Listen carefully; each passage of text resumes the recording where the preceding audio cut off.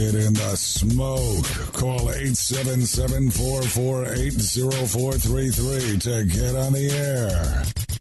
Now, here's your host, Greg Rempe. Big B, Moonshine Dan, Suburban Waste Records. Let's go! I'm an outlaw. Give me 2 shots. We don't need a radio.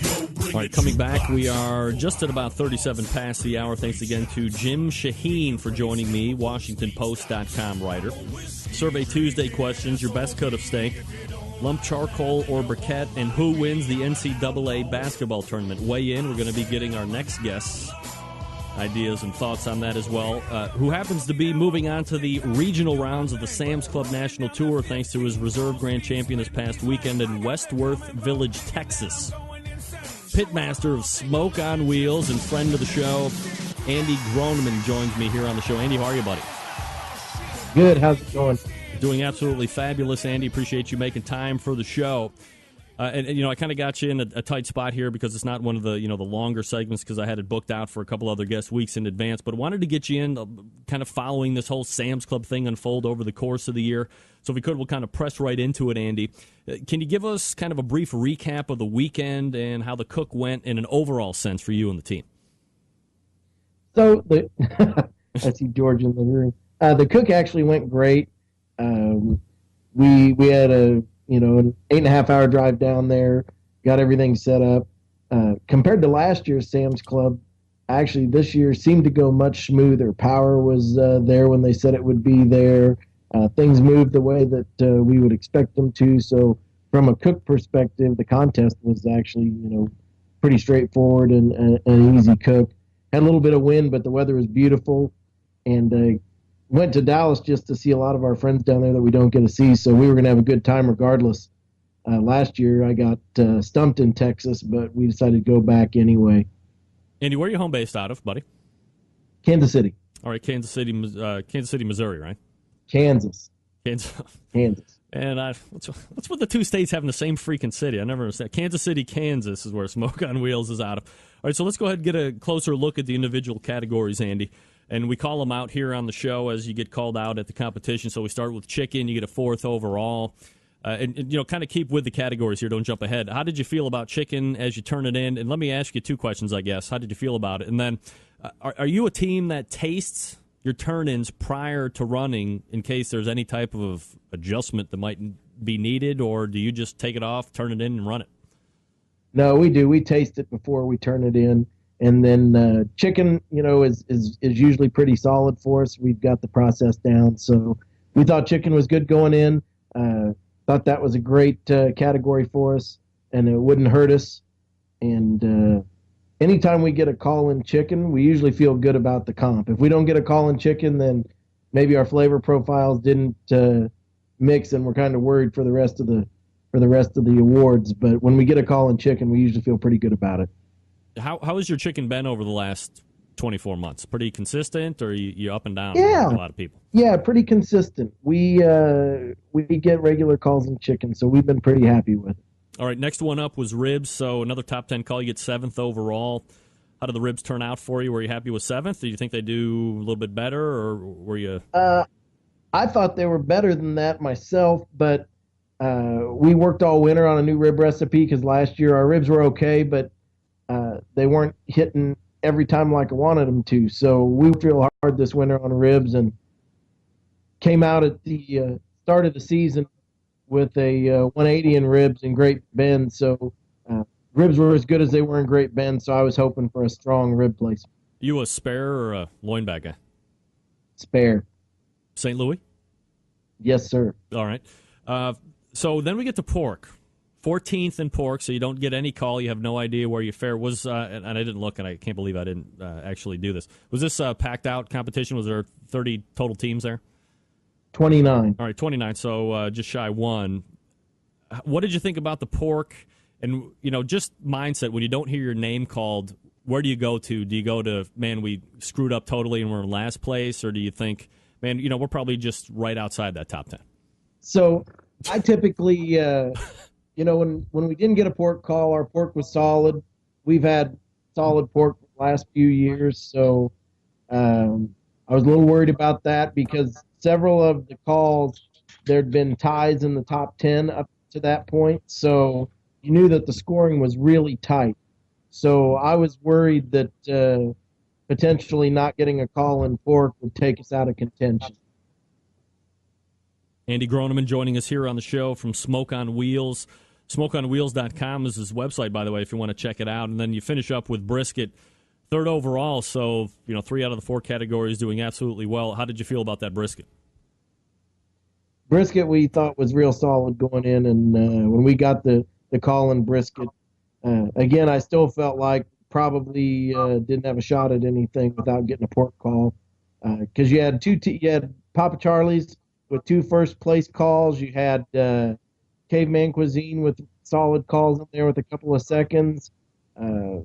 Brewmasters had 4 calls, so you're looking at that and going, you're probably not in the top 3. All right, so a little more than half a point separates you in first place. When it all boils down, everything gets called out. Yeah. And I'm sure that under normal circumstances, you grab an RGC all day long, you don't even look back. Do you get any pangs of disappointment since you were so close to taking GC? No, absolutely not. Like I said, last year in Texas, we ended up 10th and felt like we got robbed out of some good categories. So to do that much better in Texas this year with the same food that we've done consistently with, we felt real good about it. And honestly, the losing by half a point, I'm used to that. I've had that happen more than once. Andy Groneman joining us here on the show from Smoke on Wheels. We're talking about the Westworth Village, Texas Sam's Club event that took place this past weekend. Andy, I've done a good amount of interviews this year with Sam's Club winners and second place. It seems that everyone has scored top 10 in 3 meat categories, but they fall out with one of them. Oddly enough, it seems to be pork that is giving a lot of these pitmasters fits, and your results don't seem to be any different, unfortunately. Is it coincidence? Is there something there to that? Is there something like a flavor profile thing that's going on or changing slowly that other people aren't catching up to? What do you think? I've got to think it's coincidence. Although I don't know what everybody's using on their pork these days, but we've had the same pork recipe for a while, so maybe flavors are changing. Do you use just the standard butts that you're going to get at a big box store? Do you use the Berkshire stuff that has really started to seem to, I'm not going to say it's overtaking like that Wagyu beef thing did a couple years ago with Pitmasters, but I hear more and more of the Berkshire butts starting to come up a little bit more in conversation. So I don't use heritage pork for barbecue contests.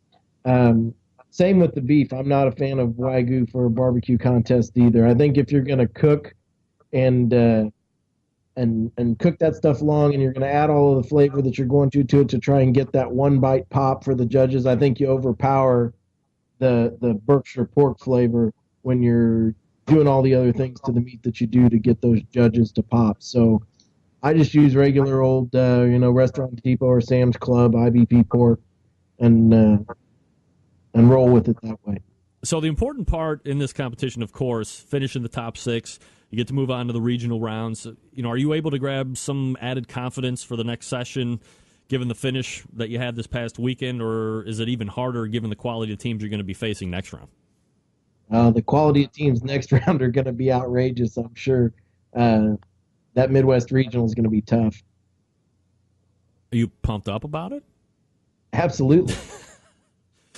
I love to go head-to-head. And butt-to-butt and chest-to-chest from what I hear, too, right? That's right. Absolutely. No doubt. Andy Groneman joining us here on the show.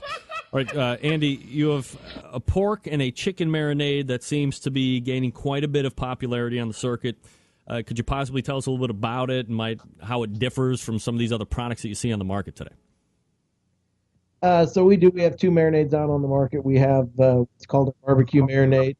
It is what we're using on our competition chicken. But, I know teams that are using it on ribs as well. It's pretty versatile, but we use it on our chicken. We also have a pork injection and marinade, and obviously we use that on our pork. It's done well for us, and there are some teams out there using it as well. As far as differences between my product and some other products, what I'm doing is basically 100% about flavor profile. There's a lot of folks I know that are using Butcher's product actually paired with mine, either with mine in a wrap and the Butcher's injection, or doing a blend of injection to get some of the phosphate and the love from the Butcher's in there too. So it's a little bit differentiated from some of the stuff in the marketplace, and pairs well with folks in the comps. So we've been real happy with both products. All right, where can people buy it if they want to check it out? I'm sure everybody's very interested now that you're talking about it. Well, obviously, Fred's Music here has it. You can get it at Big Papa Smokers online. You can get it at the Casey Barbecue Store. Those are the Great Lakes Barbecue Supply, Hog Eyes Barbecue. We're at pretty much all of the places you would find your favorite product. Is this a product or these products something that you had always thought that you were going to bring to market, or is it just something that somebody said, look, that tastes good, works well, you're doing well in competition, why don't you just put it out there and see what happens? Yeah, I mean, we'd never thought about bringing products to market initially when we started cooking. I mean, we've been cooking for, 18 years now probably. And as we started winning, people ask, what are you using? How do you use that? Where can I get your stuff? And you hear that enough times and you decide, okay, I really need to have something out there so that somebody can get my stuff. And when I looked across the board at what we could do, I use commercial rubs, I use commercial sauces. There's obviously, on our brisket, we're using commercial products as well. So what is it that adds my flavor that's different, that I'm not just going to take somebody else's product and try and come close to it and match it in the marketplace? So there weren't any marinades like what we use out on the market. So I thought, okay, that's where I need to break into the market, is the marinades. Have you been surprised by the success, or where has it fallen out for you business-wise? I have been a little surprised that it's taken off as well as it has, because the marketing that we've done is so minimal. But it really is resonating, and I'm real happy with it. You going out to Vegas next weekend? I am not going to Vegas. I'll be at Pleasant. Dude, that's a huge. You could fandango the likes of Brad Paisley and Carrie Underwood. How do you miss that? Well, unfortunately for me, I'm loyal to competitions that have done well for me, and we've won Pleasant Hill a couple times and reserved it, and so I've got to go back there and compete against my good friend Todd John and try and beat him out. Are you guaranteeing victory over Plowboy Todd right now? No, I am. No? I am not. I am not that kind of guy. All right. No bad mojo for me. We'll leave it 50-50, which is how I love to live the life. All right, Todd, do you want to take the Survey Tuesday questions? Absolutely. All right, question number one. For Andy Groneman, best cut of steak? Ribeye. Of course, 2 for 2 right now. 3 for 3, because that's my favorite, too.